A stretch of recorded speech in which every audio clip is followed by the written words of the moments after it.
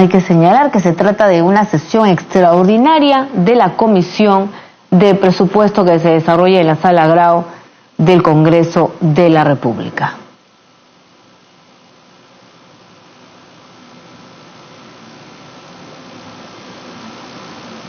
Es importante añadir que el ministro de Economía, en declaraciones a los medios de comunicación, aseguró que las propuestas hechas por su sector han tenido receptividad de gran parte de los congresistas, lo que demuestra la buena relación que ha tenido con este poder del Estado.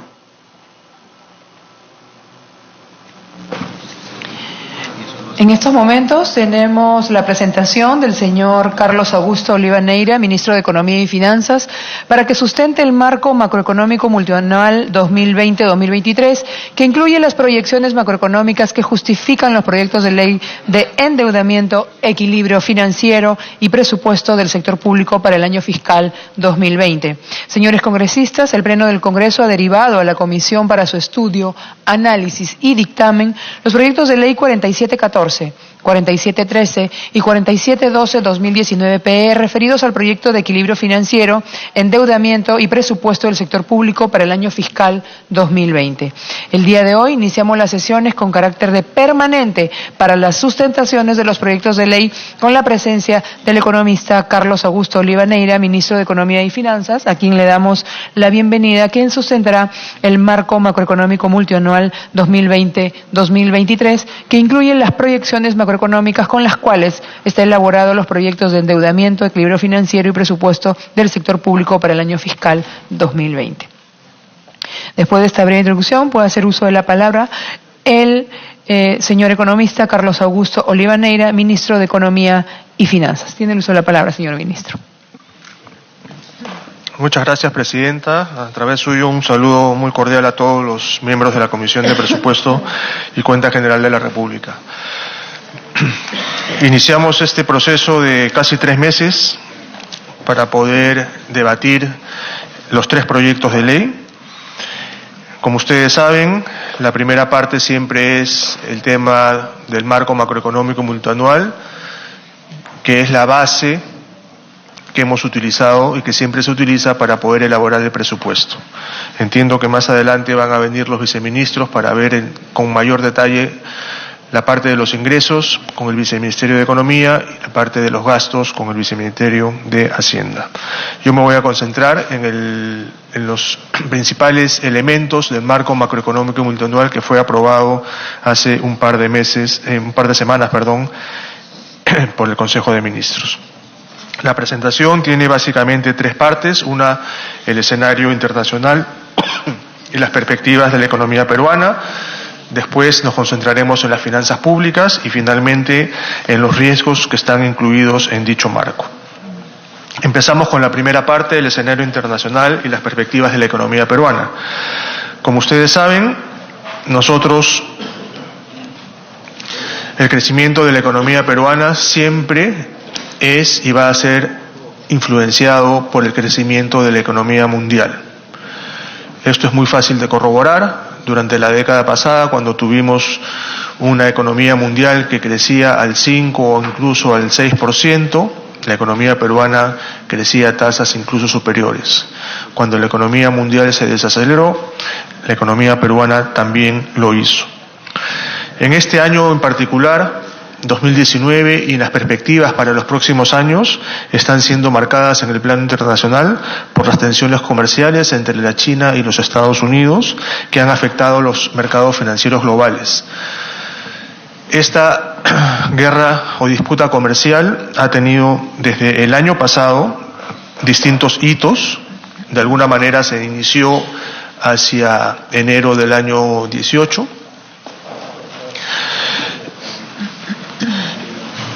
Hubo una especie de tregua hacia finales del año pasado e inicios de este año. Justamente cuando hubo esa tregua fue que hicimos la actualización de las proyecciones macroeconómicas. Sin embargo, días después de haber presentado nuestras actualizaciones, se intensificó esta tensión comercial y uno de los hitos más grandes sucedió en agosto de este año, hace un mes apenas, cuando los Estados Unidos decidieron aumentar tanto la tasa de los aranceles como el ámbito de aplicación de los mismos a una serie de importaciones de la China. Y desde entonces lo que hemos tenido son eventos de turbulencia en los mercados internacionales. Estos efectos inciden sobre la economía peruana por dos canales. Primero, la desaceleración del mundo hace que se disminuya el comercio y por tanto podría haber un efecto negativo sobre nuestras exportaciones. Y el segundo efecto es a través de los precios. La desaceleración de la economía hace que bajen los precios de los bienes que importamos, principalmente de los commodities, tal como el cobre, y eso a su vez también tiene un efecto en la economía del país. Entonces, esos son los dos principales canales por los cuales nos vemos afectados. Adicionalmente a esta tensión comercial, ha habido también ya un conato de una eventual guerra de monedas, y hace algunas semanas la China devaluó su moneda, como ustedes pueden ver en el gráfico inferior derecho.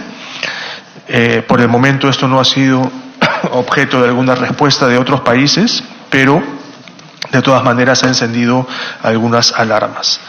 Como les mencionaba, la proyección, la desaceleración del mundo ha sido patente este año. Ustedes pueden observar en la siguiente diapositiva cómo la economía mundial creció en un 3,6% el año pasado y este año ya se está esperando un 3,2%.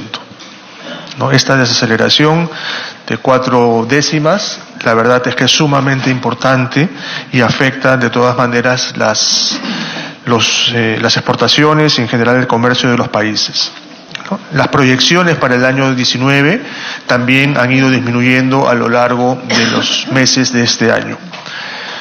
Para el mundo, en enero se proyectaba un crecimiento de 3,5, ahora se está proyectando un crecimiento de 3,2. Ni siquiera ahora, en julio, antes de esta escalada de aranceles que mencionaba hace un momento. Incluso cabría la posibilidad que cuando se vuelvan a revisar estas cifras, estas sean incluso inferiores al 3,2 que está mencionado en ese gráfico.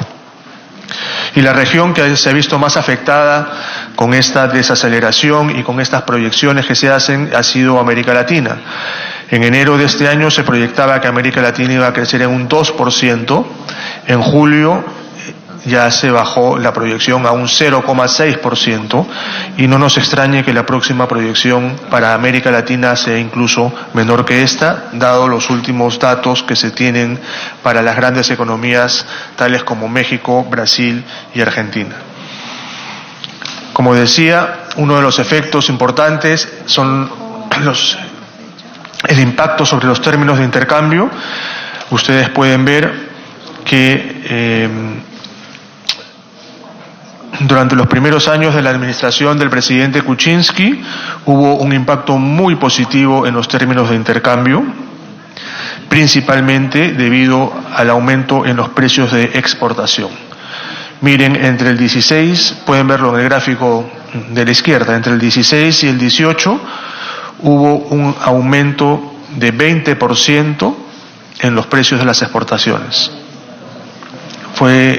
Fueron 2 años y medio más o menos con una tendencia sumamente positiva. Sin embargo, este año hemos tenido un ligero retroceso. Los precios de las exportaciones han caído de un índice de 120 a 115. ¿No? En el cuadro de la derecha ustedes pueden ver también cómo hemos tenido que ir cambiando las proyecciones sobre los términos de intercambio y el precio de las materias primas, ¿no? A inicios de año estábamos pensando tener términos de intercambio positivos para este y los próximos 3 años. Sin embargo, en el marco macroeconómico multianual ya hemos tenido que hacer los ajustes debido sobre todo a la caída del precio del cobre. Ustedes pueden ver, hace algunos meses preveíamos un precio del cobre en alrededor de $3 por libra. Ahora hemos tenido que ajustarlo a 2.75 dólares por libra. Esto, como repito, principalmente por la desaceleración de la economía china. El cuadro siguiente es muy importante, el cuadro y el gráfico siguiente.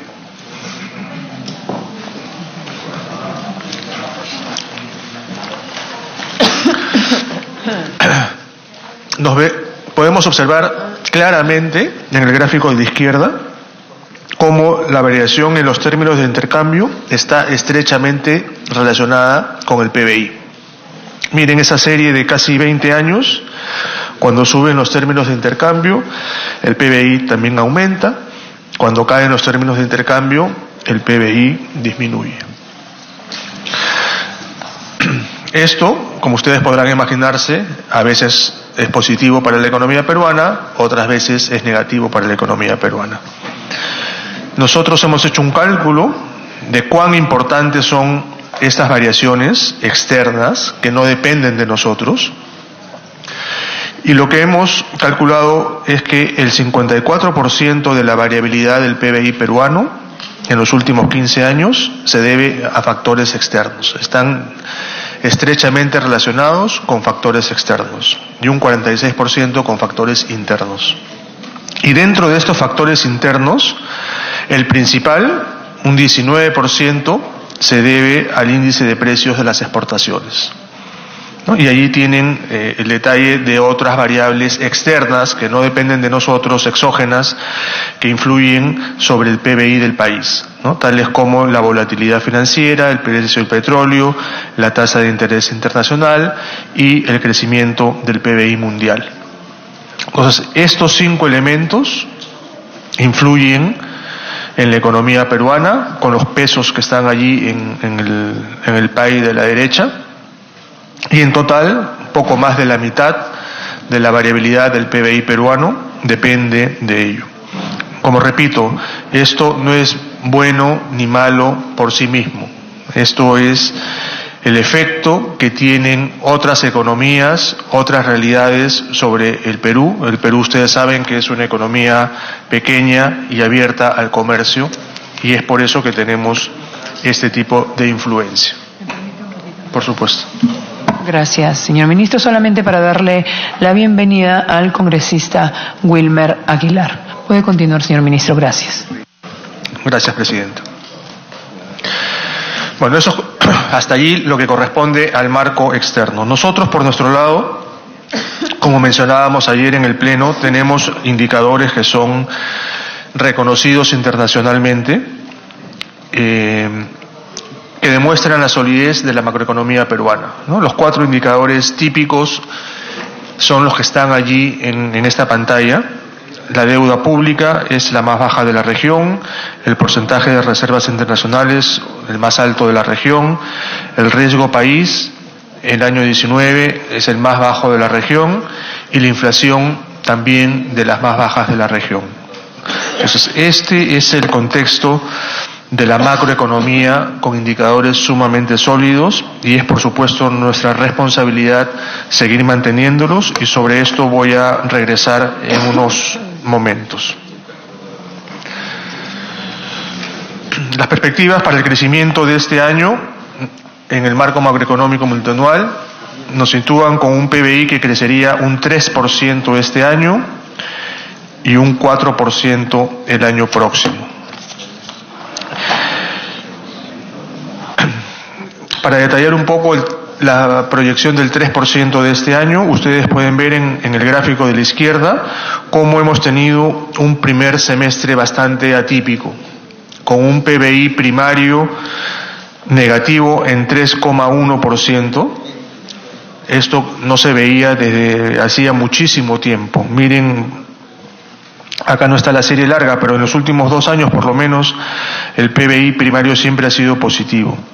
Sin embargo, hemos tenido un choque muy fuerte en el primer semestre en el sector primario que nos ha hecho que ese PBI disminuya en 3,1%, lo cual ha sido de alguna manera compensado con el crecimiento del PBI no primario en 3,3%.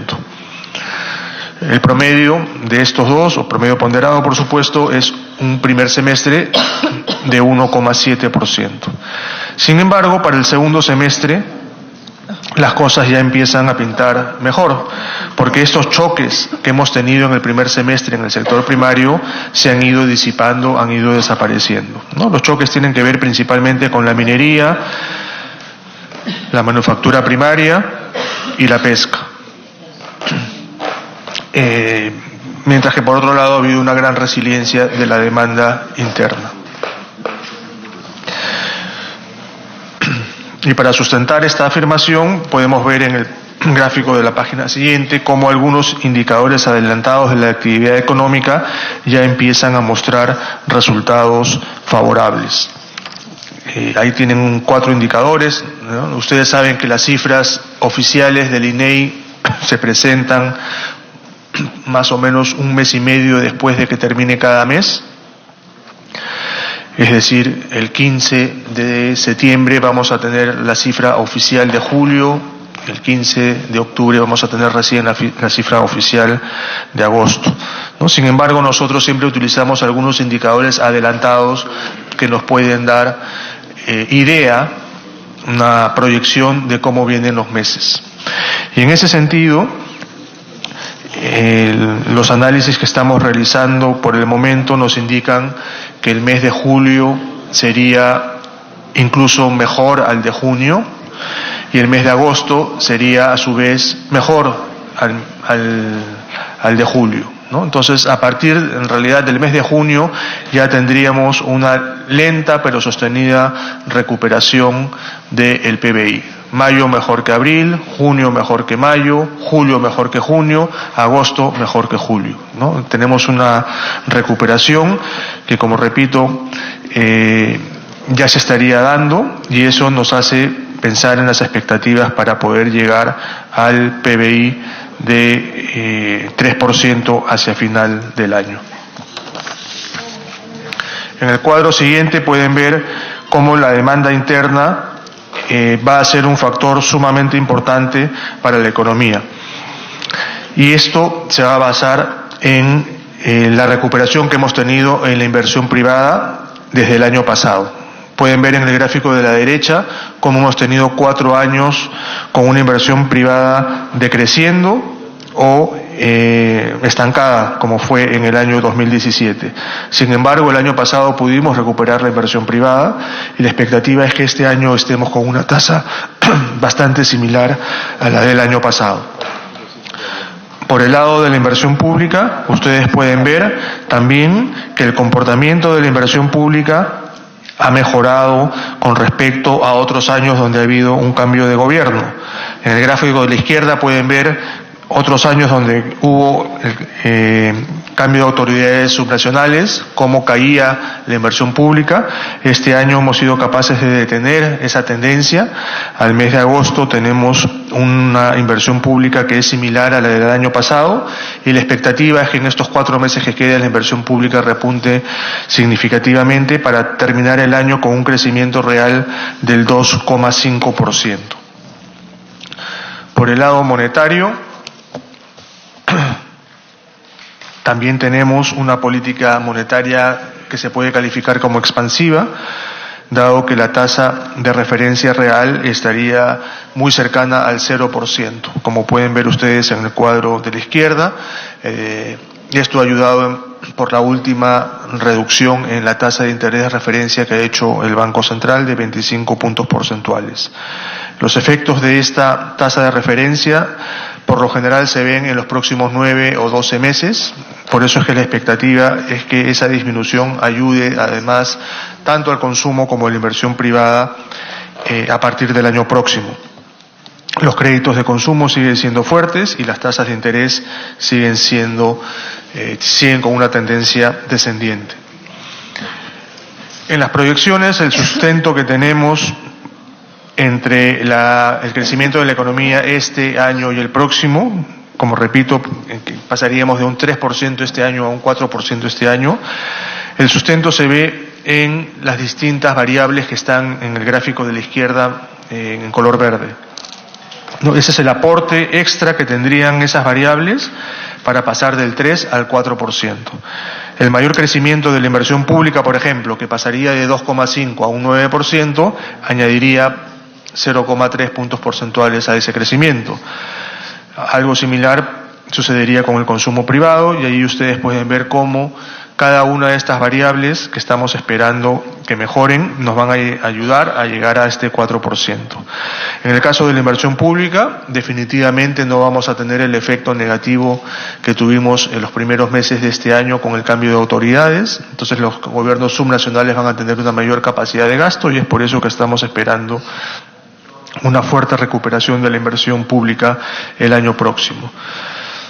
Las condiciones financieras favorables, ayudadas, como repito, por la disminución en la tasa de interés, nos van a ayudar a generar un mayor consumo privado, un mayor crédito. Eso también va a apuntalar el crecimiento el año próximo. La inversión privada, como vamos a ver en la gráfica siguiente, viene bastante fuerte con proyectos grandes, tanto en el área minera como no minera.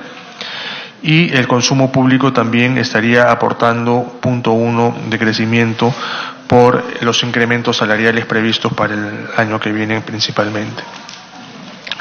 Yendo al tema de la inversión privada que les mencionaba hace unos segundos, pueden observar un ejemplo de los principales proyectos que están en ejecución o que iniciarían su ejecución en los próximos meses. Por el lado minero, naturalmente el proyecto más grande es la mina de Quellaveco, con 5.300 millones de dólares de ejecución. La mina está ejecutando desde el año pasado, y el año 2020 va a ser un año donde durante los 12 meses se ejecuten importantes cifras. Y tenemos otra lista allí de proyectos, algunos que ya están en plena ejecución y otros que empezarían su ejecución en los próximos meses. Por el lado no minero, también tenemos una lista importante de proyectos vinculados principalmente con la conectividad del país. El más grande es la línea 2 del metro, proyecto que ya ha sido destrabado y que está en plena ejecución. También tenemos muchísima expectativa con el terminal portuario de Chancay, que podría empezar a ejecutarse hacia mayo o junio del año próximo. También el aeropuerto Jorge Chávez, que se destrabó a finales del año pasado, se firmó una adenda y con eso ya se entregaron los terrenos para la ejecución. El año pasado vamos a tener una importante inversión de este proyecto, y hay otros proyectos también importantes como una serie de inversiones en el sector de retail y los terminales portuarios de Salaberry y de San Martín.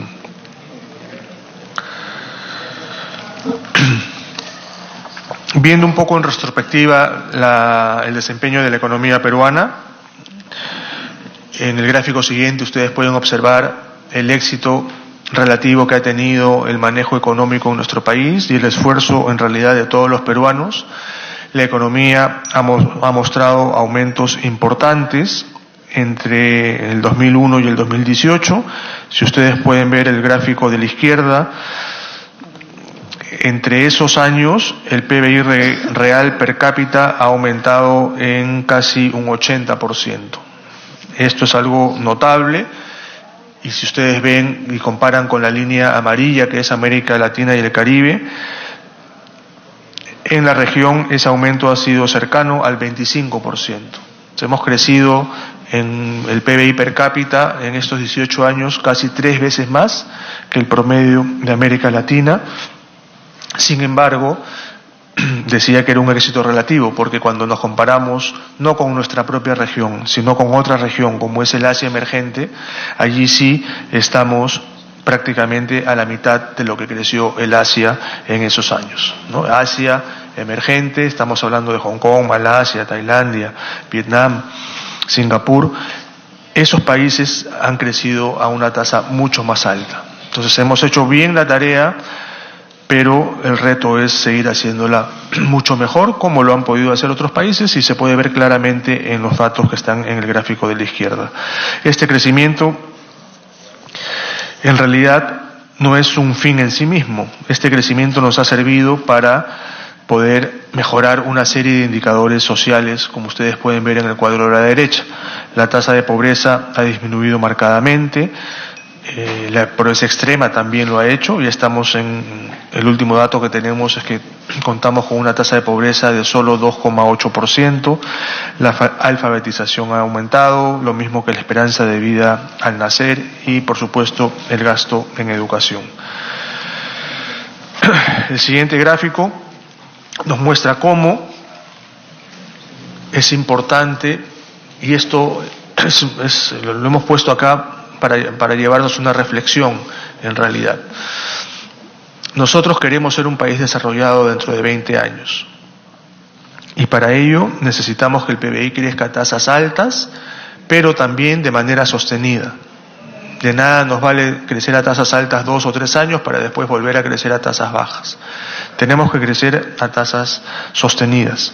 El gráfico de la izquierda les muestra un ejercicio de cuánto tendríamos que crecer durante 20 años para poder igualarnos con una serie de países que ya están, que son considerados desarrollados. Para que se pueda entender mejor, les muestro un ejemplo.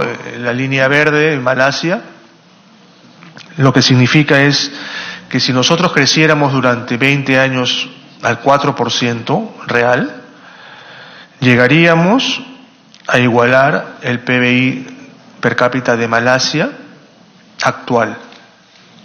O sea, crecer 20 años al 4% nos lleva a lo que es Malasia hoy.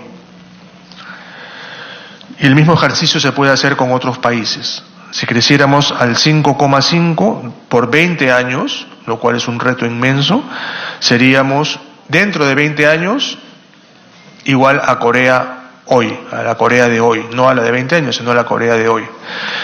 Y naturalmente, si queremos llegar a ser un país como Canadá, que es un país desarrollado desde hace muchos años, tendríamos que crecer al 6,5%. Entonces, eso yo creo que nos da, como digo, es una materia de reflexión de cuán importante es crecer a tasas altas y sostenidas para poder tener ingresos per cápita como algunos de los países que están en este cuadro.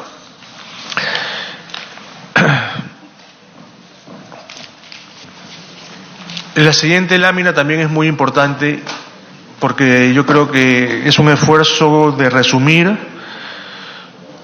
básicamente lo que necesitamos hacer para poder crecer a estas tasas. En el lado izquierdo tenemos, digamos, lo que se puede llamar los pilares del modelo económico peruano de los últimos 25 años. Somos una economía integrada con el resto del mundo. Ustedes saben que tenemos tratados de libre comercio con la mayor cantidad de nuestros socios comerciales, más de un 75% de nuestros socios comerciales. Tenemos también un ambiente amigable a la inversión. La misma Constitución no hace discriminación entre inversión interna y externa. Y también hemos sido capaces de mantener la estabilidad económica, tal como demostramos hace algunas láminas atrás con esos 4 indicadores que demuestran la estabilidad macroeconómica que ha sido posible conseguir en los últimos años. Sin embargo, para llegar a esas tasas de crecimiento que mencionábamos hace un rato, para poder igualarnos con Malasia, con Japón, con Canadá, necesitamos mucho más que esto. Necesitamos lo que está a la derecha, que es la parte microeconómica. Y tenemos que fortalecer los aspectos microeconómicos para ser competitivos. Lo de la izquierda es el cimiento, es lo que nos permite, lo que nos podría permitir crecer, pero no es suficiente. Es importante, es necesario, pero no es suficiente.